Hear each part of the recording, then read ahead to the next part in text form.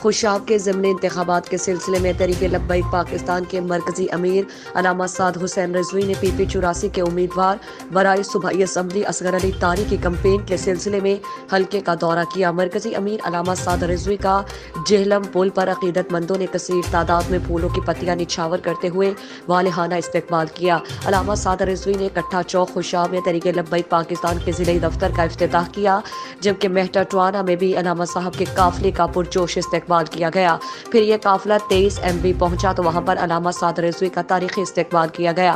اس موقع پر مرکزی امیر تحریک لبیک نے خطاب کرتے ہوئے کہا کہ میں ضلع خوشاب اور حلقہ پی پی 84 کے غیور عوام سے توقع رکھتا ہوں کہ آپ اپنے ضمیر کا سودا نہیں کریں گے اور اپنے منتخب امیدوار کی کامیابی کے لیے یکجان ہو کر کردار ادا کریں۔ اس کے بعد مرکزی امیر تحریک لبیک کے ساتھ بہت بڑا قافلہ نور پور کی طرف روانہ ہوا۔ وہاں پر بھی عقیدت مندوں نے اپنی محبت کا اظہار کرتے ہوئے والہانہ استقبال کیا۔